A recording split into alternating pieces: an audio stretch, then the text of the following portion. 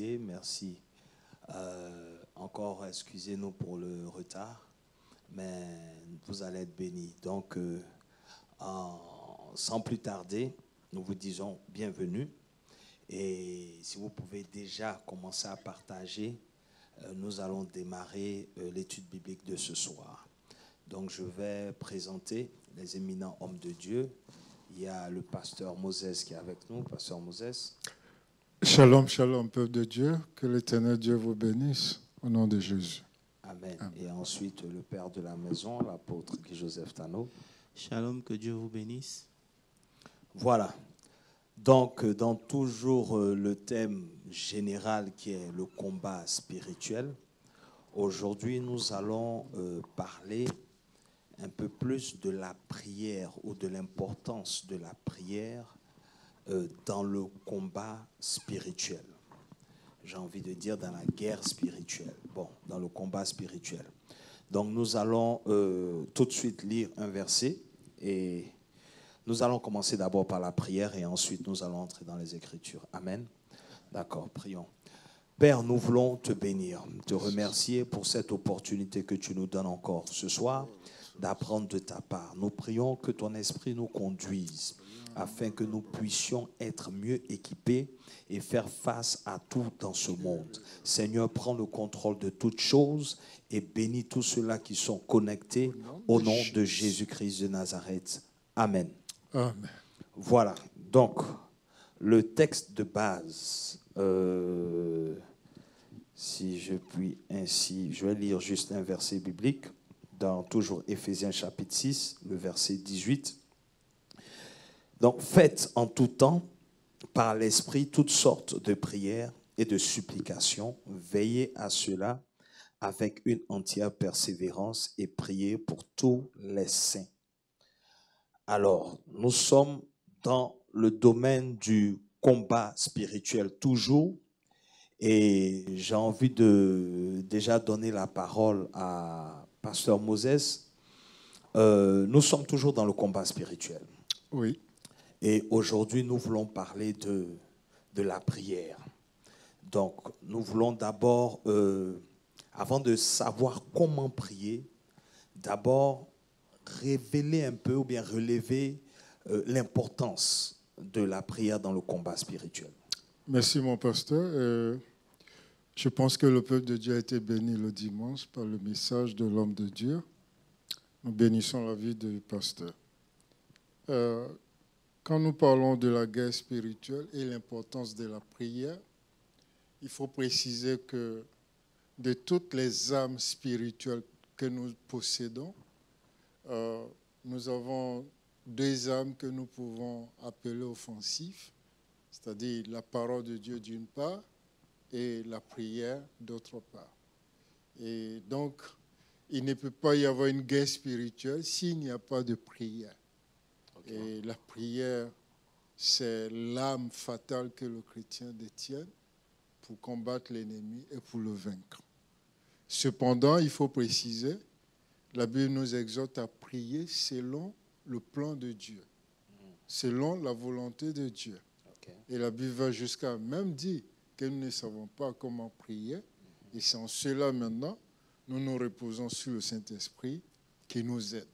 D'où voici l'importance de prier en esprit.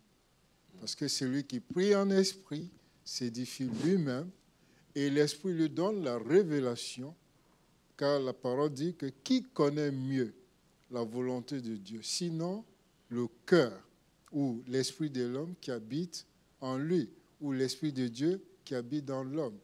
L'Esprit de Dieu connaît la volonté de Dieu pour l'homme et l'Esprit de Dieu en accord avec l'Esprit de l'homme s'entend maintenant à prier selon la volonté de Dieu. D'accord. Donc, avant qu'on entre dans les détails, ok, apôtre, est-ce qu'on peut avoir une définition, je veux dire, simple de ce que c'est que la prière, en fait?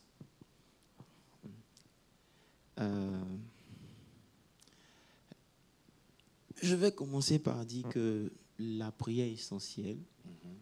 Définir la prière, ce sera un peu plus tard. Okay. Parce que quand vous lisez le texte que tu viens de lire, il dit « Faites en tout temps par l'Esprit toutes sortes de prières ». Vous devez comprendre qu'ici, on est à la fin du chapitre 6. Oui. Ça veut dire qu'on est à la conclusion de son propos sur le combat spirituel. Tout à fait. Amen. Si vous comprenez un peu. Il a pris le temps d'introduire le combat spirituel. Il a pris le temps d'expliquer pourquoi il y a un combat spirituel. Il a pris le temps de définir qui sont les ennemis contre lesquels nous devons nous battre. Oui. Il a expliqué les armes que nous devons utiliser, que nous avons. Oui. Et quand il finit maintenant, il introduit maintenant l'élément le plus important. Et cet élément-là, c'est la prière. Et si vous voulez bien, pour aller plus en profondeur ici, il est en train d'insister sur l'importance de la communication dans la guerre spirituelle. Amen. Vous savez, pour chaque pays qui va en guerre, l'échec ou la réussite va dépendre de son système de communication. Effectivement. Ça veut dire que si l'état-major ou les commandants n'arrivent pas à faire passer le message sur ceux aux soldats, Oui. les soldats, malgré la qualité de l'arme qu'ils ont, ils pourront cibler une mauvaise cible. C'est ça. Ils pourront mener un mauvais combat. Ils pourront aller là où ils ne devraient pas. Tout à fait. Donc, puisqu'on est dans le combat, on doit comprendre ici l'importance même de la communication. Et c'est pour ça qu'il introduit la prière. Pour dire que vous avez tout ça, c'est bien, mais vous devez être connecté avec la source. C'est ça. Parce que si vous n'êtes pas connecté, vous allez vous perdre. Donc, je peux dire que ici, précisément dans le contexte de la prière, il nous fait comprendre que de même que la communication est importante lorsqu'il s'agit d'une guerre naturelle entre l'état-major et les soldats qui sont sur le terrain, ici, la communication avec Dieu est importante. Amen. Et c'est cette communication qui traduit simplement en appelant la prière. Est-ce que vous comprenez un peu? Voilà. Amen. Amen. J'espère que vous avez compris. Donc, tout de suite, on voit effectivement l'importance de la prière dans le combat spirituel. Et l'apôtre a dit quelque chose. Il a dit que juste avant, l'apôtre Paul a donné les armes spirituelles. Et nous sommes dans un combat spirituel. Tout à fait. Et on a des armes spirituelles. Oui. Maintenant, on parle de communication. L'importance de la communication dans ce combat ou dans cette guerre spirituelle.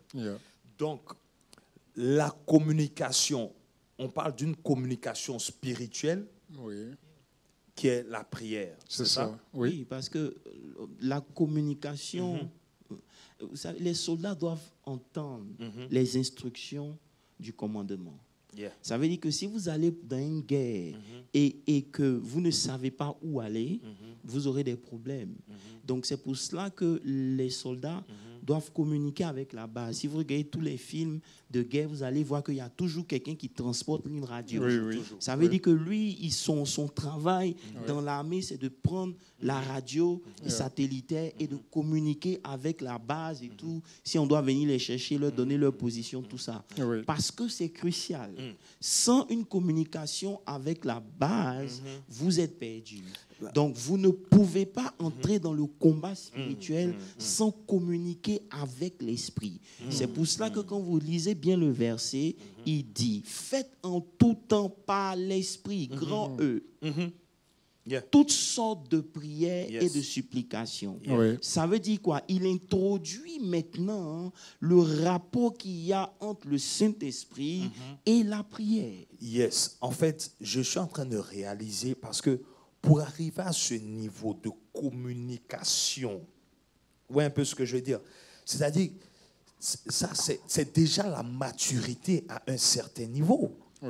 Parce que déjà, ce qu'on constate, pour déjà entendre de Dieu, pour déjà avoir des instructions de Dieu même et être sûr.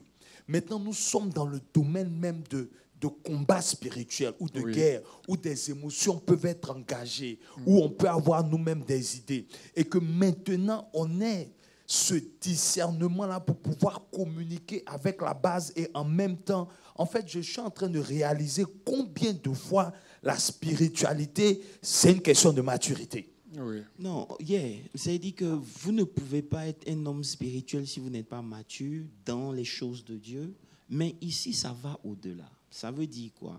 Ce que tu es en train de dire, c'est l'introduction, en fait. Ça veut dire qu'on comprend maintenant l'importance de la relation qu'on doit avoir avec l'Esprit de Dieu. Amen. C'est très important parce que ce n'est pas toi qui dois prier, mais c'est l'Esprit qui doit pouvoir prier au travers de toi. Et la vérité, c'est quoi, Pasteur Landry? Pour qu'on puisse comprendre, parce que vous savez, on est au Bible Study, donc il y a des vérités qu'on doit établir. Okay. Je vais vous poser une question, vous tous qui nous suivez. À quoi sert la prière? Parce que si vous n'avez pas défini pourquoi Dieu a instauré la prière, vous n'allez pas comprendre ce que Paul est en train de dire. Aujourd'hui, quand vous regardez la vie des chrétiens, la prière n'est qu'un supplément. Et c'est une erreur. Parce qu'on n'a pas compris quel est le rôle que la prière joue dans la vie de chaque enfant de Dieu. Donc, pour répondre d'abord, même pour arriver à ce test, il nous faut d'abord comprendre pourquoi la prière. C'est là la clé. Parce qu'une fois que vous comprenez pourquoi la prière, votre vie va prendre une autre tournure. Amen. Voilà. Oui, la prière, le rôle de la prière, ou l'objectif ou le but de la prière dans la vie du chrétien. Pourquoi la prière? Nous savons que notre Dieu est un Dieu d'ordre. Donc Dieu, quand il a créé le monde, Dieu a promulgué une loi établissant l'homme comme le souverain ou le roi sur la terre. Maintenant que l'homme a perdu son autorité en le vendant à Satan, Dieu ne fait pas irruption dans la vie de l'homme sur la terre sans être invité. Très bien. Et c'est par la prière que nous invitons Dieu dans le combat. Parce que Dieu a besoin de cette invitation. Ça veut dire, Pasteur Moses, avant même de parler de combat, il faut établir, parce qu'il vient de dire quelque chose. Dieu ne peut pas s'ingérer. Ou bien, si vous voulez, le divin ne peut pas s'ingérer dans les affaires humaines sans autorisation. Donc, on dit de façon générale que la prière, c'est l'autorisation que l'homme donne au spirituel d'intervenir. Amen. Ça, c'est une bonne définition. On est d'accord? Oui. Parce que Dieu ne peut pas intervenir tant que les gens ne crient pas. Tout à fait. Mais il y a une vérité très importante. Il y a une vérité sur laquelle je veux qu'on s'attarde un peu, si vous me permettez, bien sûr. C'est de comprendre d'où la prière est venue. Pourquoi la prière? Ce n'est pas simplement parce que Dieu ne peut pas intervenir. Parce que dans le jardin d'Éden, Dieu et Adam communiquaient. Bien sûr. Tu comprends un peu? Donc la prière existait depuis le jardin d'Adam. Et d'Éden. Au temps d'Éden, la Bible dit que tous les soirs, Dieu venait pour communier avec l'homme. Et cette communion avec l'homme, la communion, c'est ce que Paul dit dans le livre de Corinthiens, la communion du Saint-Esprit. Est-ce que tu comprends un peu? Donc, la prière existait depuis le jardin d'Éden. La prière n'est pas devenue une nécessité quand seulement Satan nous a volé. Non. La prière existait depuis. Maintenant, comme Pasteur Moses a dit, la prière, c'est l'autorisation qu'on donne à Dieu d'intervenir sur la terre. Amen. Parce que Dieu est esprit, il a donné à l'homme et au fils de l'homme la terre. C'est pour ça que lui-même, pour pouvoir venir sur la terre, il était obligé de prendre un corps qu'on appelait Jésus. Si vous comprenez un peu. Donc, personne ne peut opérer sur la terre sans autorisation. C'est la prière. Mais on doit comprendre le pourquoi de la prière. Le pourquoi de la prière, ce n'est pas seulement pour permettre à Dieu d'intervenir. Le pourquoi de la prière est l'essence de l'homme. C'est ça. Je vais m'expliquer. Lorsque vous lisez Genèse 4, Genèse 4 à partir du verset... Genèse chapitre 4. Verset 25. Genèse 4, verset 25. Yeah. Je lis. Adam connut encore sa femme. Elle enfanta un fils et l'appela du nom de Seth. Car, dit-elle, Dieu m'a donné un autre fils à la place d'Abel que Caïn a tué. Seth eut aussi un fils et il l'appela du nom d'Énoch. C'est alors que l'on commença à invoquer le nom de l'Éternel. Amen. Ça veut dire que avant que Seth ne donne un fils qui s'appelait Enoch, la prière avait stoppé. Ok. Ben oui. Ok. C'est biblique. D'accord, ok. La prière avait stoppé parce que quand vous lisez bien la Bible, c'est Caïn, c'est Abel qui allait offrir à Dieu. Tout à fait. Et c'est pour cela qu'il est mention de lui ici, pour dire que quand lui il est mort, la prière a carrément cessé. La Bible dit que c'est alors que l'on commença à invoquer le nom de l'Éternel à nouveau. Ça veut dire qu'avant Seth, les gens ne priaient plus. Pourquoi? Parce que lorsque Abel est mort, Caïn a fait quelque chose de très important. Caïn, si tu lis le verset, comment on appelle ça? 16. Verset 16 du même chapitre, du chapitre 4. Yeah. Ok. Puis Caïn s'éloigna de la face de l'Éternel et habita dans la terre de Nod à l'orient d'Éden. La Bible en anglais dit quoi, lis là-bas? Then Cain went out from the presence of the Lord.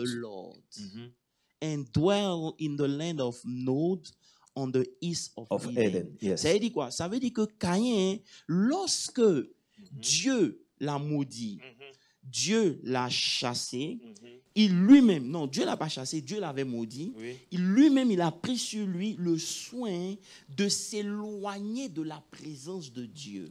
Ça veut dire que Caïn, Abel, comment il s'appelle, Adam et Ève n'avaient plus personne pour invoquer Dieu.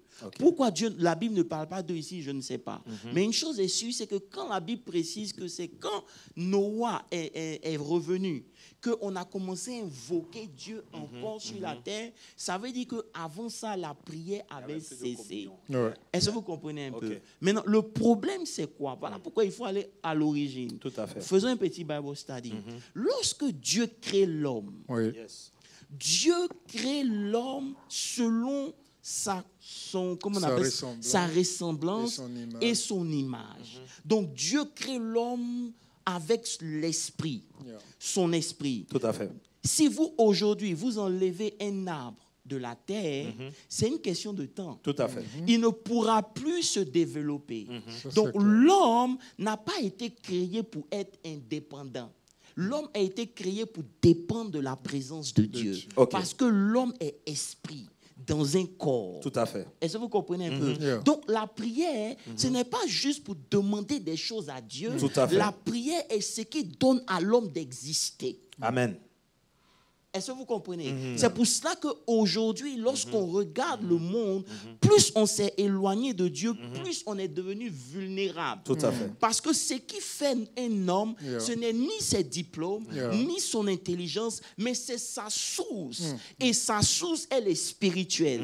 Et c'est au point de la prière que l'homme reprend sa source et vit de sa source. Lorsqu'il n'y a pas de prière, c'est la mort. Amen. Et vous allez comprendre qu'aujourd'hui, l'homme n'arrive plus à prier. Pourquoi? Parce que lorsque Caïn s'est éloigné de la face de Dieu, la chose qu'il a fait, il a développé une civilisation. Lisez le reste. La civilisation, il a fait de telle sorte qu'il est devenu indépendant. de Dieu. Et toute sa descendance ont développé des choses pour sortir et être indépendants de Dieu. Donc, la prière a perdu son originalité depuis Caïn.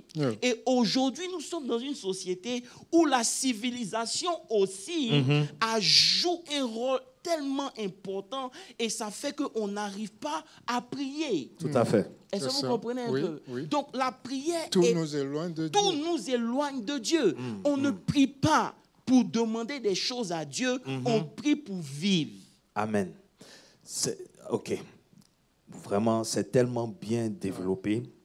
Donc, Dieu est esprit. Oui. Il nous crée à son image et selon sa ressemblance. Et il nous met sur la terre. Tout à fait. Donc, notre être même, nous sommes spirituels. Exact. Et donc, nous ne pouvons pas être nous si nous nous déconnectons de la source esprit. C'est Dieu. Voilà. Vous voyez un peu. Et c'est la prière donc qui nous permet de nous maintenir à cette source vis-à-vis de notre identité esprit. Ça veut dire que la prière est le point de contact entre le naturel et le divin. Amen. Lorsqu'il n'y a pas de prière, il n'y a point de contact. Et c'est pour cela qu'aujourd'hui, l'Église n'est pas assez forte. Pourquoi? Parce qu'il n'y a pas la prière. Corona est trop petit devant Dieu. Tout à fait. Il y a des gens qui ont prié, les fondements d'une prison se sont écroulés. Amen. C'est quoi Corona devant Dieu? Mais aujourd'hui, on est victime. Pourquoi? À cause de notre éloignement. La Bible dit que Caïn s'éloigna de la présence de Dieu. Il a créé un système qui aujourd'hui continue de régner. Et c'est pour cela que si vous voulez percer dans ce système, vous devez leur appartenir ou vous devez être un homme de prière. C'est ça. Aujourd'hui, on n'a plus le choix. La prière, ce n'est pas pour demander à Dieu une maison, ce n'est pas pour demander à Dieu un mari, ce n'est pas pour demander à Dieu un enfant, ce n'est pas pour demander à Dieu de l'argent. Non, la prière, c'est ta source pour pouvoir vivre sur cette terre. Sans prière, tu es victime. Beaucoup de gens pensent qu'ils peuvent être neutres. Il n'y a pas de neutralité sur ce monde. Vous appartenez à Dieu ou vous servez le diable. C'est clair. Est-ce que vous comprenez un peu? Donc la prière, c'est l'essence. C'est pour ça que la Bible dit que c'est quand c'était venu, on a appris encore à adorer l'Éternel. C'est ça. C'est quand lui il est venu, il a repris cette connexion avec Dieu. Sinon, toute la civilisation était loin de Dieu. Des 4 générations étaient loin de Dieu. Aujourd'hui, les chrétiens ne comprennent pas l'importance de la prière. On vient à la prière. On ne comprend pas qu'on ne doit même pas venir à la prière. On est une prière ambulante. C'est ça. On est un hôtel ambulant. Si vous voulez aller loin dans votre vie, peu importe le domaine, vous devez vous connecter à la source. Et il n'y a pas deux moyens pour se connecter à la source, c'est la prière. Amen. En fait, le point que je veux appuyer là, apostole, c'est que là, on ne parle même pas encore de Saint-Esprit. C'est-à-dire que l'esprit même de l'homme, petit a besoin de cette connexion-là justement pour vivre. Vous voyez un peu. Donc déjà, en tant qu'homme, avant même d'arriver dans prière en esprit, je veux dire qu'en tant qu'être humain, la raison pour laquelle nous avons l'esprit, petit e, c'est de pouvoir maintenir justement ce que nous sommes vis-à-vis de Dieu. C'est ça. À la base. Tout à fait. Ça veut dire quoi? Ça veut dire que quand on est sauvé, l'Esprit de Dieu vient dans notre esprit. Come on. Mais pour que cet esprit descende dans notre âme, c'est au milieu de la prière. C'est au pied de la prière que la divinité devient une réalité dans notre âme. Celui qui ne prie pas, il vient à l'église, mais il ne verra rien de Dieu. Parce que justement, c'est dans son esprit. Ce n'est pas encore descendu. Et c'est la prière qui permet à ce qui est spirituel de passer de la spiritualité à l'humanité. Est-ce que vous comprenez un peu? De passer du divin au comment on appelle ça? Au physique ou au naturel. Donc la prière, ce n'est pas quelque chose qu'on fait juste pour parler de nos besoins. La prière, c'est notre source. Un homme qui prie est un homme dangereux.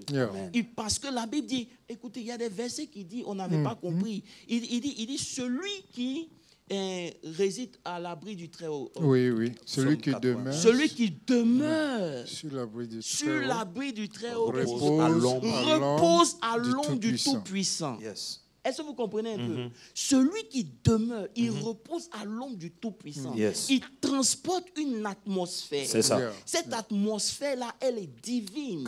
Elle lui donne de pouvoir dominer dans sa génération. Si vous lisez l'histoire de l'Église, vous allez voir que tous ceux qui ont marqué leur génération, ce n'étaient pas des gens qui venaient à l'Église, c'était des gens qui priaient. Et c'est pour cela qu'on n'a pas compris. L'église peut être fermée, mais le temple ne ferme jamais. C'est ça. L'église peut être fermée, le temple ne ferme jamais. Et le temple, c'est le corps. Le temple du Saint-Esprit ne peut pas être fermé. Jamais. Il est fermé lorsqu'il n'y a pas de prière. Et c'est pour cela que Jésus a dit, vous avez fait de la maison de mon Père, mais la maison de mon Père est une maison de prière. Mais vous en avez fait un lieu de bandits et de voleurs. Lorsque la prière arrête dans la vie d'un homme, les voleurs de destinée se manifestent. C'est ça, c'est clair.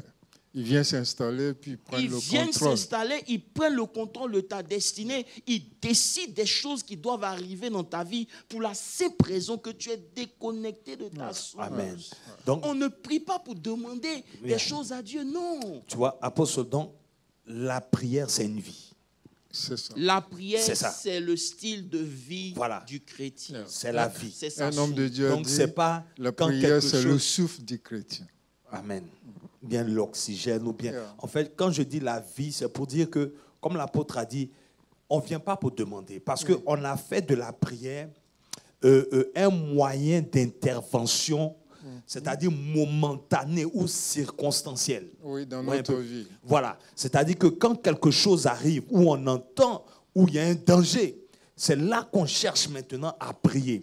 Alors que, d'après ce qu'on est en train de développer, c'est que comme tu as développé une vie de prière, ça fait que naturellement, et j'ai un exemple pour ça, c'est-à-dire que si je n'ai pas entretenu une relation avec toi, ça te sera difficile quand je viens te voir pour une aide, tout de suite d'intervenir.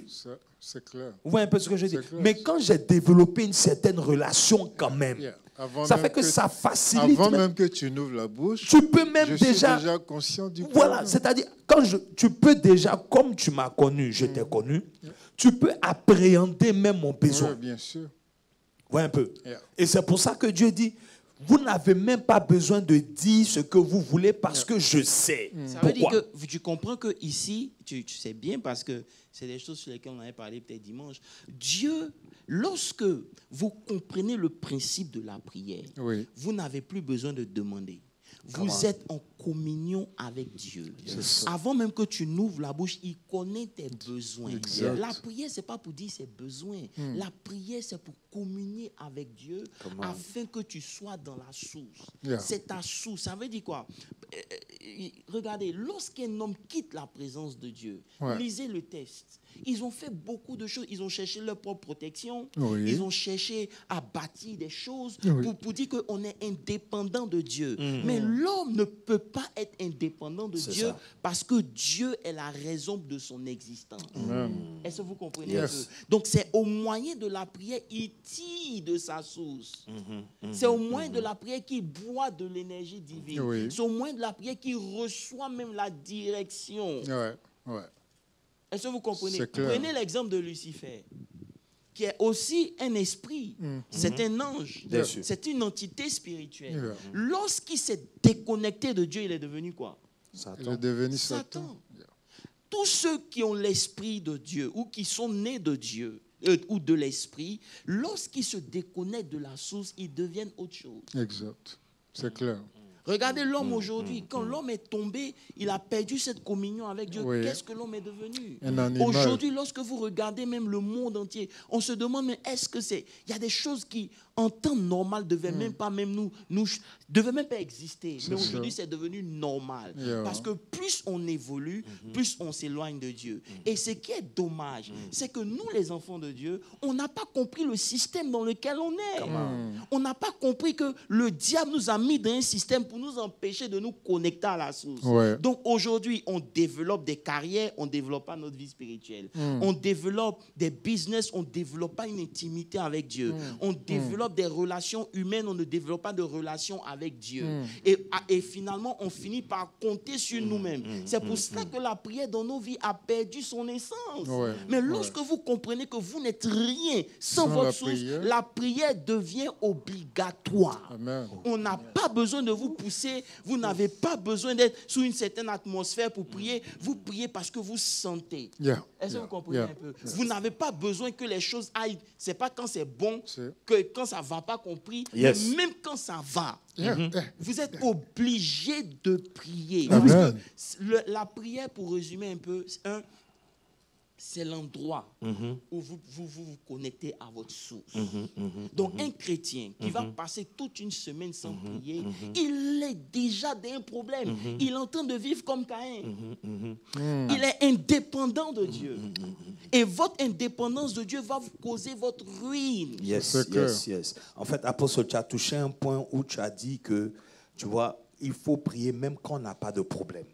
Ou bien quand tout va bien. Oui, et c'est pour cela que Paul dit prier sans cesse. Voilà. Non, je n'arrive pas à En fait, bon, peut-être qu'on va toucher à ça, mais je suis en train de réaliser même qu'on intercède plus, en fait, qu'on est un homme de prière. L'intercession, c'est un autre level de prière. Tu vois un peu? Mais la prière, c'est d'abord la communion avec Dieu. Ça, c'est l'essence de la prière. Maintenant, dans la prière, il y a différents levels. Par exemple, il y a une prière de Thanksgiving. Il y a des prières où quand tu viens, c'est juste pour bénir Dieu.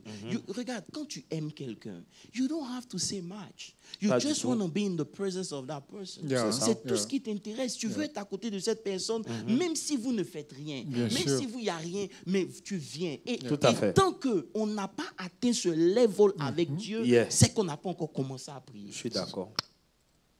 Est-ce que tu comprends? Et c'est pour cela que ce Bible Study est important. Vous devez partager ce message pour qu'on comprenne, que les enfants de Dieu comprennent que tant que vous n'êtes pas arrivé à un niveau où vous vous sentez obligé, c'est-à-dire vous êtes poussé pour aller vers Dieu parce que simplement il vous manque, c'est que vous n'avez pas encore commencé à prier. Si vous priez seulement parce que vous êtes venu à l'église, si vous priez seulement pour manger ou avant de dormir, vous n'êtes pas encore en train de prier. La prière, ce n'est pas pour expliquer ses problèmes à Dieu. Tu n'as pas un problème que Dieu ne connaît pas. Amen. Tu n'as pas.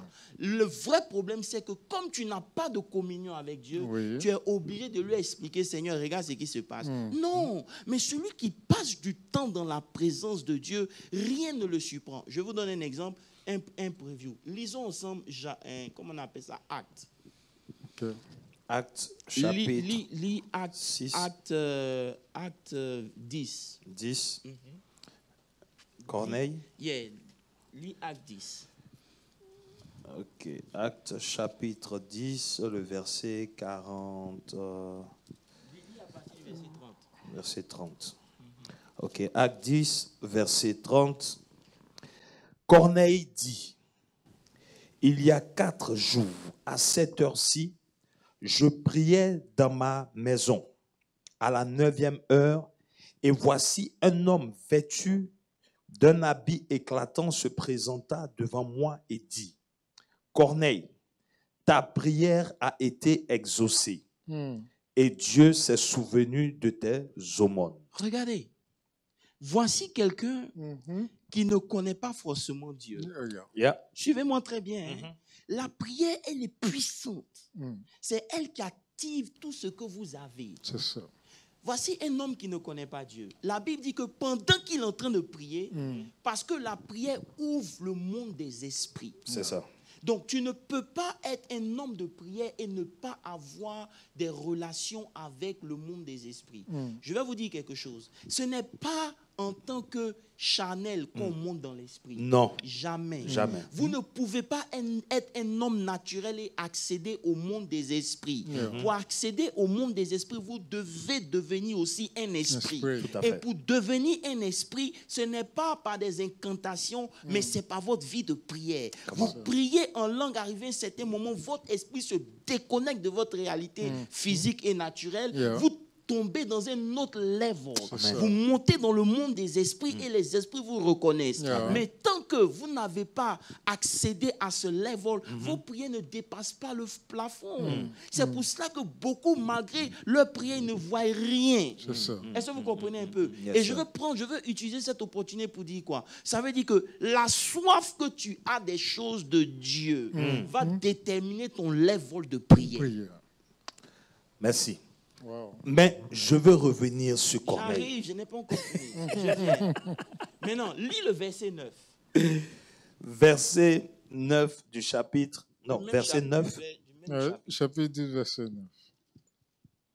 Verset 9. Le lendemain, comme ils étaient en route et qu'ils approchaient de la ville, Pierre monta sur le toit vers la 6e heure pour prier. Il eut faim et il voulut manger. Pendant qu'on lui préparait à manger, il tomba en extase. Il vit le ciel ouvert et un objet semblable à une grande nappe attachée par les 4 coins qui descendait et s'abaissait vers la terre. Je vais expliquer à cause du temps. Ça veut dire que voici un païen qui a rencontré Justement, Christ, qui est en train de prier. Et pendant qu'il prie, un ange vient lui dire, envoie des gens dans telle ville pour chercher Pierre. En fait, apôtre, parce qu'il n'avait même pas encore rencontré Christ en ce moment. Non, j'arrive. Il est en train de prier. Il a entendu parler de Dieu. Yes. Et c'est pour qu'il puisse rencontrer Christ que l'ange répond à son besoin. Ah, come on. Justement. Quand vous comprenez la dimension de la prière, vous comprenez la dimension de la prière, vous ne jouez plus. La prière, ce n'est plus une corvée, ça devient une nécessité. Yes, sir. La Bible dit que pendant qu'il est en train de prier, l'ange vient lui dire, bon, toi, en temps normal, tu n'as pas droit à ça, les cochas d'abord. Yes. Mais comme tu as prié, voilà maintenant le protocole. Envoie des gens appelé Pierre. Mais le problème, c'est quoi? Pierre, sa racine est tellement juive que lui, si l'ange ne lui apparaît pas, il ne connaîtra pas la volonté de Dieu et la direction à prendre. La Bible dit que parce que l'homme a prié, Dieu maintenant envoie, Pierre maintenant rentre en prière, et pendant qu'il est en prière, il rentre en transe. Et dans la transe, Dieu lui révèle sa volonté. Pour dire, voilà, des animaux impurs mangent. Pierre dit, non, moi je ne peux pas manger. Dieu dit, mais non, ce que moi j'ai déclaré pur, toi tu es qui pour déclarer impur? Maintenant, il n'a pas la totalité de la vision. Si vous lisez bien, il ne comprenait pas. Mais lorsqu'il a vu les gens rentrer chez lui et qu'il a compris que c'était une nation païenne à laquelle Dieu s'est révélé, automatiquement, il s'est levé, il a pris son chemin, il est parti. Je vais dire à quelqu'un, la prière est l'endroit où tu vas recevoir les directives de ta destinée. L'homme qui ne prie pas ne peut pas décider pour sa vie. Il va se casser la tête. Et aujourd'hui, les résultats de nos vies respectives, les résultats de nos destinées, le peu de production qu'on a, malgré toutes les capacités intellectuelles, physiques, tout ce qu'on a, la petite production qu'on a est le signe du manque de prière dans nos vies respectives. Parce que celui qui prie, Dieu se révèle à lui. Celui qui prie, Dieu lui montre la direction à prendre. Et voici un cas palpable ici. Dieu maintenant lui dit, écoute, voici ma volonté. Donc la prière, ce n'est pas pour dire à Dieu, je veux. C'est pour chercher à connaître le plan de Dieu pour ta destinée. Parce que beaucoup de gens ne savent pas que les projets qu'il a pour nous, il dit, c'est des choses que les oreilles n'ont pas entendues, ni les yeux n'ont pas encore vues. Mais c'est des choses qui sont quoi? Qui sont dans l'esprit. L'esprit, qui ne sont même pas montées à la pensée de l'homme. Mais l'esprit, là, c'est lui qui sonde les profondeurs. C'est l'esprit qui sait que par seul on dit, tu es arrivé dans une saison. Voilà. Maintenant, je vais dire quelque chose. Vous savez, beaucoup de gens... Vas-y. Vous savez, on peut être dans une saison, mais ne pas savoir quoi faire. Ça, c'est vrai. Wow. Et c'est dans la prière que Dieu te dit quoi faire par rapport à ce problème. Maintenant, si toi, tu ne pries pas, parce que j'ai insisté et je vais revenir dessus, le système dans lequel on est, c'est un système qui nous pousse à dépendre de tout sauf de Dieu. C'est ça. Et nous, aujourd'hui, même dans l'église, on a cultivé ça. Yeah. Aujourd'hui, quand on a un besoin, on va prier juste 1 heure, c'est fini. Voilà. On va chercher une solution ailleurs. C'est une erreur. C'est une erreur. C'est le système de Caïn. C'est un système qui se développe en dehors de Dieu. On ne peut plus continuer avec la connaissance qu'on a à opérer comme ça. C'est dangereux. C'est dangereux. Yes. Tu vois? Yes. Donc Dieu révèle à Pierre sa pensée. Mais je suis choqué qu'il y ait quelqu'un qui ne connaît même pas Dieu. Parce que sa prière, quand vous lisez l'histoire de Corneille, sa prière était constante. Ses offrandes étaient constantes. Yes. Ses aumônes, yes. Tout à fait. Et c'est pour cela que Dieu réagit. Parce que lorsque tu te mets à genoux pour prier, tu invites maintenant ta source à venir. Il voit ton cœur. C'est le lieu de l'enfantement.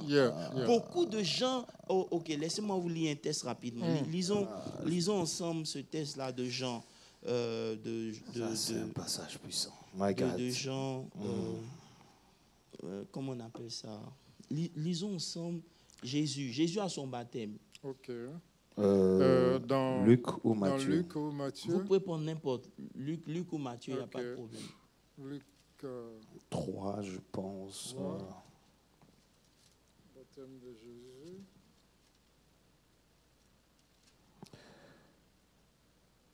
Ok. Donc, Luc 3, verset 4. Non, il faut prendre le verset 4. À partir du verset 4. Ah, non, ok, oui, Luc 3, verset 4. Verset 4. Il a là dans tout le pays. Non, Luc 3, verset 4. Ouais, Luc 3, verset 4. Selon ce qui est écrit dans le livre des paroles d'Ésaïe le prophète, c'est la voix de celui qui crie dans le désert. Ok. Mais le verset 3 dit, et il alla dans tout le pays des environs du Jourdain, prêchant le baptême de repentance à cause du pardon des péchés. Continue. Mais 21, ok, de continuer. 21, on essaie. Tout le peuple se faisait baptiser. Jésus fut baptisé et pendant qu'il priait, le ciel s'ouvrit. Je ne sais pas si tu vois l'ordre. Yes. Yeah. Beaucoup de chrétiens veulent que le ciel s'ouvre sans prière. La sorcellerie. Beaucoup de chrétiens veulent que le ciel s'ouvre sans prière. C'est Jésus. Mais là, c'est Jésus. C'est Jésus. La Bible dit que tout le monde se faisait baptiser, mais la différence du baptême de Jésus, c'est que pendant que lui se faisait, il priait. Et pendant qu'il priait, le ciel s'ouvrit. La Bible n'a pas dit qu'il s'est baptisé, le ciel s'est ouvert. C'est pendant qu'il priait que le ciel s'est ouvert. Yes. Beaucoup de chrétiens veulent opérer à un ciel ouvert sans une vie de prière. Powerful. Wow. Powerful. Wow. Powerful. Mais apôtre, je veux encore revenir sur Corneille. En fait, pour que Pierre aille même dans la maison d'un païen, c'est-à-dire un juif comme Pierre, on lui montre des animaux impurs. Donc ça veut dire que Corneille était un impur. Il était un impur. Mais malgré son impureté, sa prière est arrivée à Dieu. Sa prière l'a qualifié devant Dieu. C'est-à-dire que sa prière, Dieu, comme je disais, il voit le cœur des gens. Parce que tu es impur, tu es païen en ce moment-là, parce que tu n'es pas juif. Oui. Parce que tu n'es pas juif. Tout à fait. Donc, n'étant pas juif, Corneille, automatiquement, c'est un païen. Et dans la tradition juive, un juif ne peut pas entrer chez un païen. Ce n'est pas possible. Donc, quand Dieu lui montre tout ce qui est impur, et il lui dit mange, mais tu peux te dire même que ce n'est pas Dieu qui te parle. C'est te montrer le niveau de communion avec Dieu. Parce que Pierre aussi, c'est pendant qu'il était en train de prier. Mais justement, imagine si Corneille, les gens étaient arrivés. sans que au préalable Pierre avait prié. Yes. Ça aurait été une cacophonie. Et non seulement ça aurait été une cacophonie, mais il allait rater une mission très grande.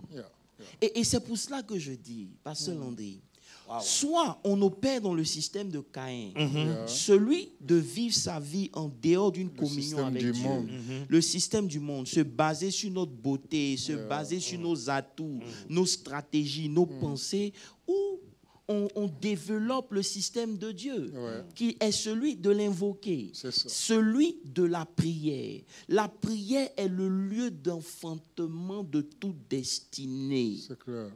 C'est clair. Vous ne pouvez pas opérer dans ce monde et être révélé sans que vous ne soyez un homme de prière. Pourquoi? Parce que c'est ce qui vous a été révélé dans la prière qui va vous révéler dans votre génération. C'est ça. Amen. Et qui va vous accompagner tout au long du chemin.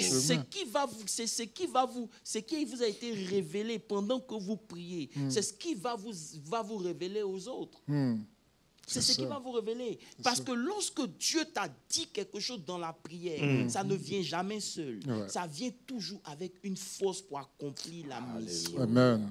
Est-ce que vous comprenez un peu? Et c'est ça. La Bible dit, bon, prenons encore un autre exemple. Peut-être qu'à cause du temps, mais on va prendre un autre exemple. Hein. Prenons un autre exemple. Bon, peut-être on va revenir dessus dimanche. Mais lisons ensemble Luc. J'aime bien ça. Luc 9, le verset 28. Luc 9, verset 28. La prière est la clé pour accéder au mind de Dieu. Amen. La prière est la clé pour accéder à la pensée de Dieu te concernant. Si tu m'écoutes bien, c'est bon de chercher un prophète. Mais le prophète, c'est parce qu'il prie que Dieu lui donne la révélation. Amen. Donc, la prière est ce qui te donne d'accéder à la pensée de Dieu pour toi à l'instant présent. C'est la prière qui te donne de connaître le mind de Dieu, la direction que tu dois prendre pour ta vie. Prier, c'est revenir à ta source. Tu es un être spirituel, les esprits vivent de la communion. Un homme ne peut pas être indépendant de la divinité, c'est impossible. Si vous ne priez pas, vous allez hypothéquer votre destinée. Si vous ne priez pas, vous n'allez pas accéder à la pensée de Dieu pour vous. C'est clair. Est-ce que vous comprenez? Le verset 29. C'est très important. Aujourd'hui, je veux qu'on s'attarde dessus. Comment tu sauras la pensée de Dieu pour toi? Regarde, Pasteur Landry, des choses qu'on a perdues. Simplement parce qu'on n'avait pas prié. On s'est lancé dans des activités. On s'est lancé dans des relations. On s'est lancé dans beaucoup de choses. Simplement parce qu'on n'avait pas cette vie de prière qui nous permettait de discerner. Tu comprends? Aujourd'hui, on s'est retrouvé dans des choses qui sont pour nous maintenant un problème. Simplement parce que on nous avait pas enseigné l'importance de la prière. On a minimisé la prière. On a pris la prière seulement pour chasser les démons. On a pris la prière pour chasser les sorciers. On a pris la prière simplement pour, comme on appelle ça, pour nos besoins à Dieu. Mais non, la prière, c'est ce qui te donne de rentrer en contact avec le monde des esprits. C'est la prière qui te donne d'enfanter. C'est le lieu d'enfantement. C'est les entrailles de ta destinée. Alléluia. D'accord. Apôtre, je lis le 28. Après, j'ai un verset là. C'est le 29 ou 28? Bon, on peut commencer au 28. D'accord. Environ 8 jours. Tu sais quoi? Mais laissons ça même encore. Allons encore dans Jean. Dans le baptême de Jésus. Allons au baptême de Jésus. Dans Jean? OK. Jean 1. OK. Jean 1. Le verset 32. Jean chapitre 1. Ah, ici, nous, on a déjà envie de prier. L'atmosphère a changé, là. Jean chapitre 1, le verset 32. Je vais vous poser une question d'abord. Pasteur Moses, est-ce que Jean-Baptiste connaissait Jésus? Le connaît en tant que il ne le connaissait pas. Non. Il n'avait jamais vu Jésus. disons-nous la vérité. Laissons ces histoires de lui, quand il était dans le ventre, il a tressailli. Oui, il était dans le ventre, il était inconscient. Ici, je parle de Jean-Baptiste, l'homme qui baptisait physique. Il n'avait jamais vu Jésus. Parce que lui-même, il était dans le désert, là, il priait jusqu'à ce que son temps soit arrivé. Aïe, aïe, aïe. Maintenant, lis le verset là. Jean rendit ce témoignage. J'ai vu l'Esprit descendre du ciel comme une colombe et s'arrêter sur lui. Verset 33. Je ne le connaissais pas. Mais celui qui m'a envoyé baptiser d'eau m'a dit, celui sur qui tu verras l'Esprit descendre et s'arrêter, c'est celui qui baptise du Saint-Esprit. Alléluia. Tout a été dit. Waouh. Par rapport à ce qu'on vient de dire là. Mais ça veut dire que Jean-Baptiste lui-même est un homme de prière. Justement, regardez, le verset dit que je ne le connaissais pas. Mais celui qui m'a envoyé, ça veut dire quoi? Pendant qu'il priait, il a reçu la révélation pour dire que tu vas baptiser beaucoup de gens. Mais un jour, tu seras en train de baptiser une personne, celui sur lequel tu vas voir une colombe se poser, c'est le Messie. Ça veut dire qu'un homme de prière, il discerne les choses en avance, rien ne le surprend. Amen. Amen. Amen.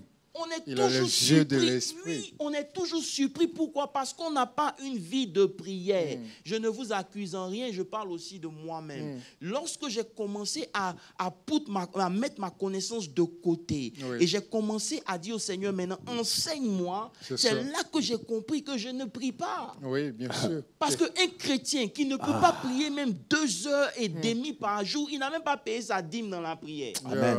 Amen. Amen. Amen. Amen. Comment vous voulez dominer ce monde où les francs-maçons sont partout? Comment vous voulez percer? Il y a des gens qui ont des talents, ils ont des grâces, mais ils n'iront nulle part. Sans prière. Est-ce que je peux vous dire quelque chose? Une prophétie sans prière, elle est égale à zéro. Parce que quand Paul dit, il parle à Timothée, il dit, Timothée, selon la prophétie. Maintenant, qu'est-ce que tu fais? Combat. Ça veut dire quoi? À cause de la prophétie, prie. C'est ça. C'est ça. Rien n'arrive parce que tu wish that it's gonna happen. Rien n'arrive parce que tu veux que ça arrive. Je suis désolé. Cet évangile de grâce n'est pas un évangile de paresse. Non. Il ne faut pas croire que parce qu'on est dans la grâce, tout va se faire. Non. Tout à fait. Il y a un prix à payer pour réaliser sa destinée dans le système dans lequel tu es. Tu vois, apostole, quand tu as parlé de Jean-Baptiste, c'est quelqu'un qui a été prophétisé. C'est quelqu'un qui a été prophétisé. Sa venue a été prophétisée. Bien sûr. Donc maintenant, quand lui-même il vient en action, il doit prier par rapport à sa mission et reconnaître le Messie.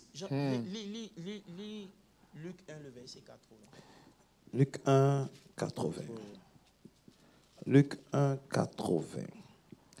Or, l'enfant croissait et se fortifiait en esprit, et il demeura dans les déserts jusqu'au jour où il se présenta devant l'Éternel. So the child grew and became strong in spirit. Ça veut dire quoi? Ça veut dire que quand il était dans le désert, il priait. Il est devenu strong dans l'esprit jusqu'au jour de sa manifestation. Ça veut dire quoi? Lorsque vous n'avez pas atteint un niveau spirituel, vous ne serez jamais manifesté. Amen. Peu importe ce que Dieu a dit sur vous, si vous ne grandissez pas dans l'esprit, si vous ne développez pas votre vie de prière, si vous n'arrivez pas à un certain level avec Dieu, vous ne serez jamais manifesté. On dit qu'il est resté dans le désert jusqu'au jour où il fut manifesté à Israël. Où Dieu le présenta à Israël. C'est comme quand on prend Élie. On pense que Élie est sorti du jour au lendemain et puis il ne va plus prévoir. Non! Il dit, Élie, celui qui se tient devant Dieu. Tout à fait. Tout à fait. Oh my God. En tout cas, vous comprenez? Trop béni. Partagez la vidéo, ça fait du bien à quelqu'un. Donc, au verset 32, le témoignage que Jean rend de Jésus, c'est que j'ai vu une colombe descendre du ciel. S'arrêter sur lui. Mais au verset 33, il dit, je ne le connaissais pas. Mais celui qui m'a envoyé, ça veut dire, Dieu qui l'a envoyé ne l'a pas laissé aveugle. Pasteur Landry, on est aveugle parce qu'on n'a pas une vie de prière. Amen. Les gens, aujourd'hui, j'entends des choses qui me choquent. Ça veut dire quoi? Beaucoup de gens prennent des décisions du jour au lendemain, sans même prendre le temps de rester devant Dieu pour lui dire, Seigneur, qu'est-ce que je dois faire? C'est trop nous demander. Quelqu'un qui prie avec son cellulaire dans la main. Quelqu'un qui prie et ce qui l'intéresse, c'est le message ou bien les likes qu'il aura dans son Facebook des posts qu'il a fait. Vous voyez, c'est le système de Caïn. Ça veut dire qu'aujourd'hui, on a développé notre vie sans notre source. On vient seulement à la source quand on a un besoin. Et ça nous demande même du temps même de nous connecter à Dieu. Parce que ce n'est pas un lifestyle. Ce n'est pas une manière de vivre. On vit comme des païens. Mais on est des religieux. Parce que c'est la prière qui définit la spiritualité. Amen. Apôtre, tu as dit quelque chose quand tu as dit, tu vois, on entreprend des choses, on fait des choses. Je veux lire ce que Jésus a fait. On parle de Jésus. Luc 6, le verset 12 et 13. On dit, en ce temps-là, Jésus se rendit sur la montagne pour prier et il passa toute la nuit à prier. Quand le jour parut, il appela ses disciples et il en choisit 12. Il est le Fils de Dieu. Oh my God. Wow. Il est le Fils de Dieu. Ça dit... Je vais même te choquer. Pasteur Landry, je te pose une question. Je te pose une question. Pasteur Moses. De tout ce que les apôtres pouvaient demander à Jésus, quelle a été leur question? Quelle a été leur request? Apprends-nous à Ils prier. n'ont pas demandé l'onction. Ils n'ont pas demandé la gloire. Ils ont dit, Seigneur, apprends-nous à prier. Pourquoi? Parce qu'ils ont vu que tout ce que Jésus faisait, il le faisait à partir de sa vie de prière. C'est la seule chose qu'ils ont demandé. Ils n'ont pas demandé la gloire. Ils n'ont pas demandé l'onction. Ils n'ont pas demandé à l'argent. Ils n'ont pas demandé une gloire que les gens me connaissent. Non. Ils ont dit, Seigneur, apprends-nous à prier. Parce qu'ils ont compris que c'est la chose la plus importante. Et même si on doit revenir encore dessus les jours qui suivent, revenons. Parce que c'est l'essentiel. C'est ce qui manque dans notre vie chrétienne. On a tout. Mais vous devez comprendre que c'est de votre vie de prière. Quand vous priez, il y a quelque chose qui vient se poser sur vous. Et c'est ça qui fait la différence. Vous pouvez avoir une voix normale, mais lorsque l'esprit se pose sur votre vie, ça fait la différence. On a des chants aujourd'hui, ils chantent, on ne sent rien. Pourquoi? Parce que l'essentiel manque. Nous, on prêche, mais souvent on ne sent rien. Pourquoi? Parce qu'il y a quelque chose qui manque. Ce qui manque, ce n'est pas aller prendre des fétiches quelque part, adorer d'autres entités, c'est des petites choses. C'est ta vie de prière. Mais le système dans lequel on est arrivé nous a rendus paresseux. On veut les choses sans prier. Mais Jésus, il a prié toute la nuit. Ça veut dire quoi? Ce n'est pas un exercice de 2 minutes. La prière, Pasteur Landry, notez ça si vous écrivez, ce n'est pas un don. Il n'y a pas de don de prière, ça n'existe pas. C'est un exercice, c'est une décision. Prenons ensemble un texte que je vais vous montrer. Lisons Actes. Acte 6. Acte, voilà, avec les apôtres. Non, c'est pas le chapitre 4. Acte 6, verset 4. Okay. Acte 6, verset 4. Il dit, il faut lire là-bas. Acte 6, le verset 4. Et nous continuerons à nous appliquer à la prière et au ministère de la parole. Il faut lire la version anglaise.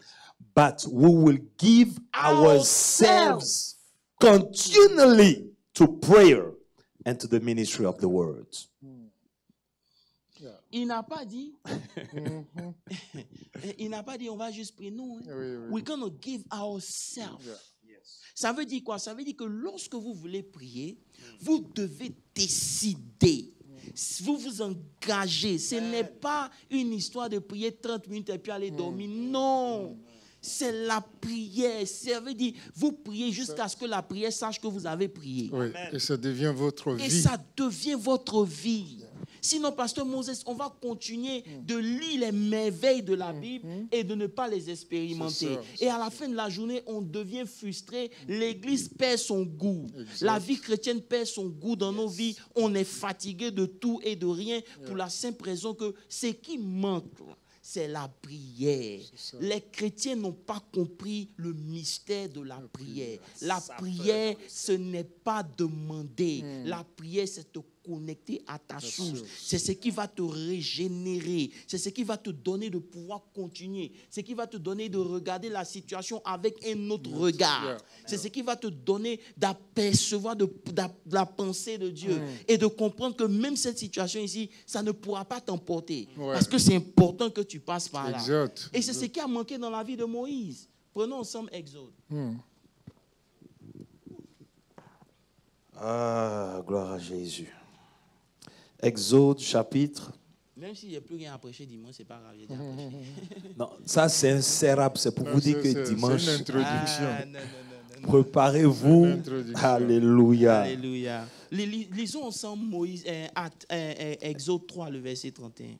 Exode chapitre 3, le verset 30. Non. Le 31. Exode 3. Exode 1, verset, Exode 3, verset 1. Exode 3, verset 1. Moïse faisait paître le troupeau de Jéthro, son beau-père, sacrificateur de Madian, et il mena le troupeau derrière le désert et vint à la montagne de Dieu à Horeb. Regardez, lisons, quand vous lisez ça comme ça, il faut les yeux de la révélation pour comprendre. Yes. Moïse est en train de travailler. Il est en train de paître les troupeaux de son beau-père. Et il a conduit le troupeau quelque part. And he came to Horeb. Yes. Ça veut dire qu'il s'est détaché de sa fonction. Comprenez? Il s'est détaché de ce qu'il faisait. Il a mis son travail à côté. Et maintenant, il est monté à la montagne de Dieu. Est-ce que tu comprends un peu? Yes. Et c'est là qu'il a rencontré Dieu. Yes. Vous ne pouvez pas mélanger Dieu avec vos activités. Je suis désolé. Comment? Vous ne pouvez pas prier et puis votre téléphone est là ou bien vous êtes préoccupé par rapport à votre travail. Allez travailler. Vous ne pouvez pas prier et puis ce qui vous intéresse, c'est quelque chose qui n'a rien à voir avec Dieu. C'est une perte de temps. Moïse a dû séparer son travail de sa prière. Amen. Et c'est là maintenant que Dieu l'a rencontré à Horeb. Yes. Quand il est monté à la montagne, c'est l'expression physique de monter dans la prière. Tout à fait. Vous n'allez jamais rencontrer Dieu quand vous êtes au bas de la montagne. C'est quand vous l'avez rencontré en haut que vous redescendez. C'est juste pour dire quoi? C'est-à-dire que Dieu ne va pas vous rencontrer dans votre messe. Vous ne vous séparez pas de votre troupeau. Vous ne vous séparez pas de vos préoccupations. Vous ne vous séparez pas de votre vie quotidienne. Et on vient, on prie 5 minutes, on a prié. C'est de la plaisanterie, c'est une fatigue spirituelle. C'est une, j'ai pas envie de dire le mot, mais c'est ça. Alléluia. Est-ce que tu comprends un peu? Donc lui, Moïse, par exemple, il avait su qu'il était le libérateur. Il savait. Tout à fait. Mais pour lui, il pensait qu'il fallait tuer les Égyptiens. Il n'avait pas compris le plan de Dieu. Le plan de Dieu, ce n'était pas que Israël reste en Égypte. C'était que Israël quitte l'Égypte. Mais c'est où ça lui a été révélé? À la montagne. Ça veut dire quoi? C'est dans ta vie de prière que Dieu te révèle la direction que tu dois prendre. Oh non, je suis fatigué d'ici. Moi, je veux partir là-bas. Moi, je veux faire ça. Moi, je fais ça. C'est bon. Mais s'il te plaît, en tant qu'un être spirituel, laisse tes considérations humaines et monte vers Dieu. Amen. Qu'est-ce que Dieu ne peut pas faire pour toi là où tu es? Et même s'il doit faire ça ailleurs, il va te dire ça dans la prière. Il te le dira. Yeah. Il te le dira. Tu clair. ne prends pas, on prend des décisions, Pasteur Landry. Je crois que je vais m'arrêter ici. Non, Voilà, c'est ça. Voilà, la prière, ce n'est pas du jeu. C'est pour ça que lorsque Paul il est en train de conclure, il dit que faites en tout temps par l'esprit. Il a commencé. Parce que la prière du combat spirituel, ce n'est pas la prière de ta pensée. C'est la prière qui t'est révélée au moyen de l'Esprit de Dieu. Et si tu n'as pas développé une relation avec Dieu dans la prière, il te sera difficile de te connecter au combat spirituel. C'est sûr. Parce que tu ne vois pas ce que tu combats. Tu combats des entités. Tu combats des esprits que tu ne vois pas. Il n'y a qu'au moyen du Saint-Esprit qui peut te révéler la direction dans laquelle tu dois partir. C'est pour cela qu'en guerre, quand les soldats sont sur le terrain, ils ont toujours une radio pour être en connexion avec la tour de contrôle qui, lui, travaille avec un satellite et qui voit la position des différents ennemis. Exact. Et il leur donne des orientations. Il leur dit, ici, on voit telle troupe d'ennemis passer à gauche. Donc, la victoire et la défaite dans le combat spirituel, ce n'est pas seulement une histoire d'armes que vous avez. C'est une histoire de communication. C'est une histoire de révélation. Dieu doit vous dire, passez ici, passez. Et ça vient uniquement par la communion avec Dieu. Amen. Et cette communion, elle est indispensable. Elle est pas seulement par la prière et par l'étude de la parole de Dieu. On a vu ça dans Actes 6, le verset 4. Les apôtres ont dit, nous, on ne peut pas se mélanger au bruit de l'église. Il a commencé à avoir des bruits de l'église. Les apôtres faisaient des choses. Il dit, mais attends, ils servaient aux tables et tout. Et regarde le verset, mets le verset 1. Chapitre Acte 6, verset 1. Il dit, en ce temps-là, le nombre des disciples augmentait. Les Hénécistes murmuraient contre les Hébreux parce que les veuves étaient négligées. Mais le verset 2 et tout. Verset 2. Il dit, les 12 convoquaient la multitude des disciples et dirent, il n'est pas convenable que nous laissions la parole de Dieu pour servir aux tables. Pasteur Landry, il n'est pas convenable. En tant qu'homme de Dieu, nous, on ne peut pas être là en train de régler les problèmes de toute la terre seulement. Il va falloir un moment aussi qu'on disparaisse.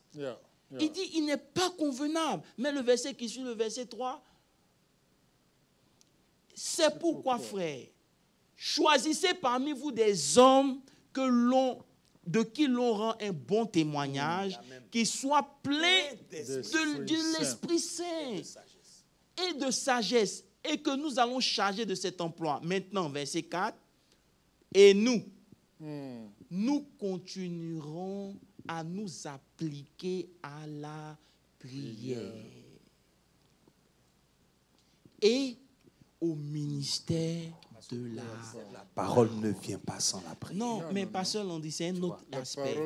Vous ne pouvez pas prier sans la parole. Vous devez, quand vous priez, vous prenez la position de Dieu et vous dites ce que Dieu dit. Si votre prière est vide de la parole de Dieu, c'est des paroles vaines. C'est pour cela que la parole de Dieu est importante lorsque vous montez en prière. C'est ça. Vous comprenez un peu? C'est que vous montez en prière. Jésus, plusieurs fois, il a utilisé ce que la Bible avait dit. Exact. Est-ce que vous comprenez un peu? Et même il a dit aux disciples, je ne fais pas de moi-même. Voilà, je fais ce que je vois le Père faire. Amen. Voilà. Donc, et le Père, il est esprit. Voilà. Donc, je crois qu'on va arrêter ici. Mais à cause du temps, j'aimerais vraiment revenir sur certains points. Le premier point, c'est que la prière, c'est le style de vie de l'enfant de Dieu. Un enfant de Dieu qui ne prie pas, c'est un poisson qui veut essayer de vivre sans eau. C'est un oiseau qui veut vivre sans lait. C'est un arbre qui veut vivre sans la terre. La prière, ce n'est pas pour faire connaître à Dieu seulement nos besoins. C'est la plus petite partie de la prière. Amen. La prière, c'est d'abord se connecter à Dieu. Pourquoi? Parce que, comme Pasteur Moses l'a dit, le ciel ne peut rien faire sans que l'homme lui donne le droit. Amen. Et c'est le point de contact entre l'esprit et l'humain, c'est ça qui est la prière. Donc, lorsqu'un enfant de Dieu ne prie pas, il s'expose à toutes sortes de dangers. Des voleurs viennent s'installer dans sa vie. Ils volent sa destinée, son mariage, son argent, sa promotion. Tout part à partir de la prière. Un chrétien qui ne prie pas, c'est un chrétien qui est faible. C'est dans la prière qu'on renouvelle nos forces. C'est dans la prière la première des choses, c'est qu'on discerne la pensée de Dieu pour nous. Amen. Vous ne connaîtrez pas la pensée de Dieu par un prophète. Les prophètes connaissent en partie. Les prophètes même peuvent se tromper. Est-ce que Samuel ne s'est pas trompé? Tout à fait. Et même quand une prophétie est donnée, Dieu rend témoignage toujours de la prophétie. Par 2 personnes. Voilà. Donc, mais si vous connaissez la pensée de Dieu pour vous, vous êtes un homme dangereux. Ça veut dire que rien ne peut vous faire reculer parce que vous avez entendu Dieu. Et c'est ça qui fait la différence entre ceux qui vont loin avec Dieu et ceux qui ne vont pas loin avec Dieu. Entendre de Dieu fait la différence dans la vie chrétienne. Église, écoutez, le temple est fermé, l'église est fermée, mais le temple est ouvert. Le temple, c'est ce que Corona est venu révéler. Dieu n'est pas dans ce lieu forcément. C'est lorsque nous venons que Dieu vient. Il dit là où 2 ou 3 sont assemblés. C'est l'assemblée qui attire la présence de Dieu. Ce n'est pas comme on appelle ça le building qui contient la présence de Dieu. Non, Dieu n'habite pas dans des vases faits de terre. Il habite dans des vases faits par lui-même. Le corps, ton corps, le temple est ouvert. Entre dans le temple. Active le temple. Ce n'est pas en murmurant, c'est en priant. Prends du temps devant ton Dieu. Si tu n'as rien à dire, adore-le, prie seulement, bénis Dieu seulement. Tu vas recharger ton énergie. Tu vas connaître la pensée de Dieu. Tu ne seras pas confus. Personne ne s'approche de Dieu et il est confus. Jamais. Bien sûr. Est-ce que vous comprenez? Voilà.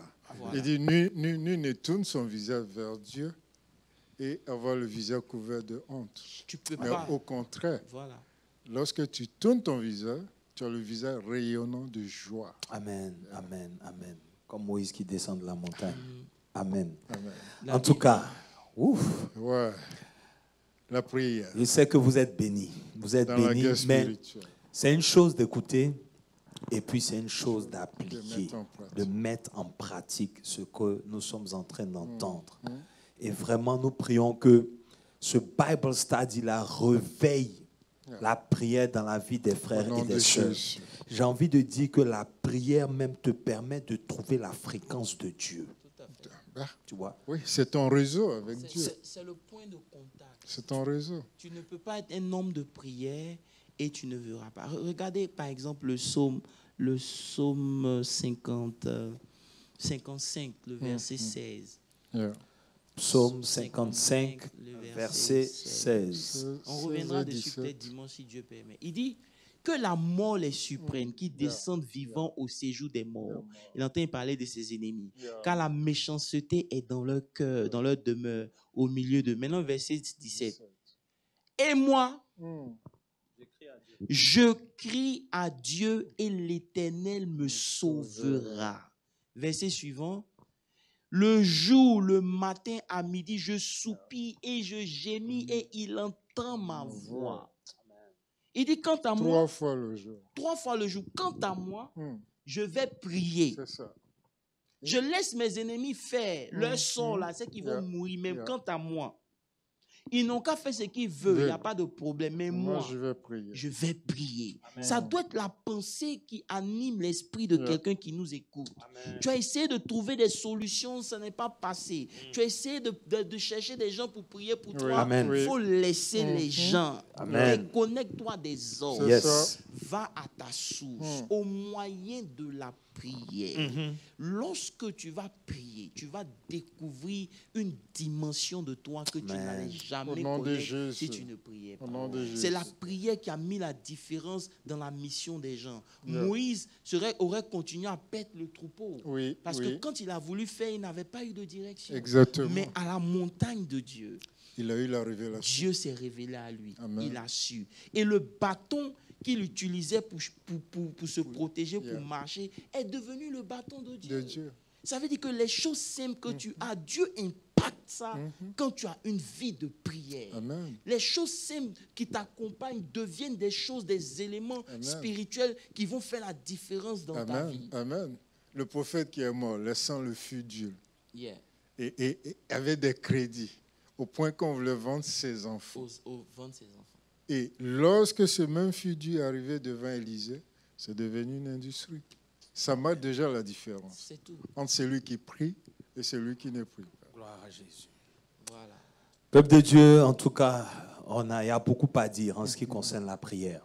La prière est vitale, la prière est essentielle. Ouais. C'est une nécessité, c'est notre vie, c'est qui nous sommes, c'est notre identité. Et donc, pour ce soir, nous allons arrêter. Donc, je vais demander à l'apôtre de nous conduire avec un mot de fin et puis nous conduire en prière afin que, en tout cas, tout un chacun, en tout cas, ait la sémence de la prière ou alors soit révolutionné quelque part. Ça doit être une révolte personnelle. Apôtre, j'ai envie aussi de... Bon, dans ta conclusion, tu vas dire... C'est-à-dire que j'ai remarqué qu'en fait, on ne fait pas un programme comme, par exemple, pour le travail, un programme pour nous discipliner même dans la prière. C'est-à-dire, je dis que chaque jour de telle heure à telle heure, je dois prier, no matter what. La prière est une discipline. Comme on a dit, ils ont dit, les apôtres ont dit, nous, on va se donner. C'est ça. C'est un engagement personnel que tu prends au-dessus de tes propres activités. Tu trouves le temps de méditer la parole de Dieu, tu trouves le temps de prier. C'est une discipline. Regardez, c'est pas un don. Dieu ne va pas venir te donner un coup comme ça, pouf, tu deviens un homme de prière. C'est impossible. Amen. La prière est une discipline que Jésus lui-même s'est imposée. Lis avec moi Hébreux 5, le verset 7, je crois. Hébreux 5, verset 7. Hébreux 5, verset 7. Hébreux 5, verset 7. Voilà, parlant de Jésus. Je dis, lui qui, dans les jours de sa chair, on parle de Dieu. Quand Dieu prend le côté humain, la prière s'impose à lui. Il dit, lui qui, dans les jours de sa chair, ayant présenté avec des grands cris et des larmes, des prières et des supplications à celui, c'est-à-dire à Dieu. Regardez, Dieu est Dieu. Mais quand il rentre dans la chair, il ne peut pas bypass la prière. La prière est indispensable pour pouvoir exécuter sa mission sur la terre. Parce que Dieu nous a créés dépendants de lui. Aucun homme n'est indépendant de Dieu. Vous êtes des êtres spirituels. Vous devez vous connecter à, comment on appelle ça, à la source. Il est Dieu. Tu peux enlever Galilée. Il est Dieu. Mais qu'est-ce qu'il a fait? Les jours de sa chair. Ça veut dire que quand Dieu même prend la forme humaine, il est obligé de prier. Il est fils de Dieu. Il priait. Maintenant, nous, on prie pour dormir. On prie pour manger. On prie quand on veut voiture, on veut mari, on veut femme, on veut enfant, on veut l'âme. on veut. Dans nos prières, il n'y a rien qui traduit notre destinée. Exact. Et c'est pour cela que beaucoup parmi nous, on continue de souffrir. Parce que Caïn, regardez, quand l'homme a commencé à s'éloigner de Dieu, la vie de l'homme a commencé à être réduite. De 1000 ans, 900 ans, ils sont passés à combien d'années? Aujourd'hui, on ne peut pas atteindre 120 ans. 120 ans, c'est les gens qui ont une certaine vie, une certaine grâce. Même quand vous arrivez à 80 ans, c'est la grâce de Dieu. Beaucoup parmi nous, on meurt jeune. Pourquoi? Parce que, on est éloigné de notre source. Des petites maladies peuvent venir s'installer dans nous. Un homme qui prie, arriver, c'était moi, il y a des choses qui vont se quitter, vont s'éloigner de toi-même. Simplement parce que mais je n'ai pas voulu toucher ça. La Bible dit que quand Jésus, dans Luc 11, a commencé à prier, on dit sa contenance a commencé à changer. On va voir ça dimanche. Amen. Vraiment, peuple de Dieu, c'est le pasteur qui a commencé. Oui, bon, c'est le mot de fin en même temps. Non, je veux dire que c'est toi qui as commencé la prière dans le combat spirituel. On n'a fait que juste l'appuyer. Amen. La prière, je vais résumer avec cette pensée. Caïn a développé un système sans Dieu. C'est le même système qui opère aujourd'hui. Un chrétien qui vit sans une vie de prière est un chrétien qui veut vivre comme Caïn. Il veut vivre en dehors de Dieu. Quand on dit la prière, c'est pas Seigneur, je crois en Dieu. Caïn savait que Dieu existait. Caïn savait que Dieu était là. Mais son essence, sa vie, il ne comptait pas sur Dieu pour le faire. Il s'est bâti une réputation, il s'est bâti des villes, il s'est bâti un certain nombre de choses. Et c'est comme ça le système dans lequel nous sommes aujourd'hui. Les gens vivent, ils se construisent des carrières, ils prennent des décisions sans Dieu. Et si vous faites ça, arrivé à un certain moment, vous allez vous éloigner de Dieu à tel point où vous n'allez pas trouver l'importance de la prière. Mais lorsque vous comprenez que la prière, ce n'est pas une requête, ce n'est pas une demande, ce n'est pas un combat. La prière, c'est votre source. C'est de là que se prennent les décisions de votre destinée. C'est de là que votre esprit respire. C'est là que l'esprit prend vie. C'est là que votre identité est révélée. Votre personnalité est fortifiée. Votre caractère est transformé. Votre essence vient à vie. Vous ne pourrez plus vivre sans prière. Moi, je veux m'arrêter là. Parce qu'aujourd'hui, on a le choix de continuer comme on continuait sans prier et mourir sans avoir fait ce pourquoi Dieu nous a appelés. Ou on a le choix de se lever et de décider de faire de notre vie une vie de prière. Peu importe ce que ça va nous coûter, mais tu ne pourras pas passer la journée sans avoir pris du temps devant Dieu. Mettre les choses de la terre de côté et prier. On raconte l'histoire de cet homme de Dieu, je ne sais pas si c'est un Islande ou quoi, où la reine disait que je n'ai pas peur des armées, mais j'ai peur de la prière de cet homme de Dieu. John Knox. J'ai peur de la prière de John Knox. Elle n'a pas peur de l'armée, mais elle a peur de la prière de cet homme. Pourquoi? Parce que l'homme, il commençait à prier du vendredi, il sortait le dimanche. Et son genou était devenu noir. Son genou était devenu plus comme le front des musulmans, là, mais noir ici. 3 jours, il a à genoux, il prie. Frère, vous êtes trop busy pour ne pas prier. L'être busy, c'est une excuse du diable. Pour nous tourmenter, pour nous faire croire qu'on est en train de perdre le temps parce qu'il veut. C'était ça son plan. Lorsque lui s'est éloigné de Dieu, Lucifer est devenu Satan. Lorsqu'il voulait que nous aussi on s'éloigne de Dieu pour devenir comme lui. Et c'est ce qu'on fait bien. Il n'a même plus besoin de nous attaquer. Un chrétien qui ne prie pas, le diable n'a même plus besoin de se fatiguer. Il est confortable avec toi. Il est confortable avec toi. Et c'est ça, on est en train de faire le travail du diable sans même s'en rendre compte. Je prie que le Saint-Esprit parle à votre esprit, que vous compreniez que la prière est cruciale. Peu importe vos erreurs, peu importe vos faiblesses. La Bible dit dans le livre de Jacques 5 que Élie, il était un homme comme nous. Ça veut dire qu'il avait le potentiel de tomber. Il avait le potentiel de pécher. Il était faible. Mais la différence, c'est que Élie a prié. Ton péché ne doit pas t'empêcher de prier. Au contraire, plus tu sens le péché, plus tu dois prier. Il était un homme de la même nature que nous. Il pria avec instance. Jacques 5, le verset 17. C'est la prière qui fait la différence. La prière avale tes faiblesses. La prière diminue ton humanité et refait sortir ta divinité. Exact. Que Dieu vous bénisse. Amen. Je pense qu'on a tout dit. Il faut juste prendre un temps, prier avec les frères. D'accord, que Dieu vous bénisse. Merci de nous avoir suivis. Je vous invite à partager ce Bible study. Il va bénir plus d'un. Beaucoup de gens se posent des questions. Je crois qu'au travers de ces petits éléments, ils auront la réponse. Maintenant, si Dieu vous met à votre cœur de nous faire une offrande aussi, ce n'est pas mauvais. Que Dieu vous bénisse. Amen. Voilà, vous avez le test là-bas. Vous pouvez donner pour la maison du Seigneur. Alléluia. Amen. Que Dieu vous bénisse. Je vous encourage à réveiller votre vie de prière. C'est la base pour accomplir votre destinée. C'est la base pour réaliser votre prophétie. Amen. Seigneur, nous prions dans un même esprit, dans le même accord. Nous prions dans le nom puissant de Jésus-Christ de Nazareth, que tu étendes ta main dans la vie de tes serviteurs, de tes servantes qui nous ont suivis, que la connaissance vienne apporter la lumière, afin qu'ils comprennent que la prière est une nécessité.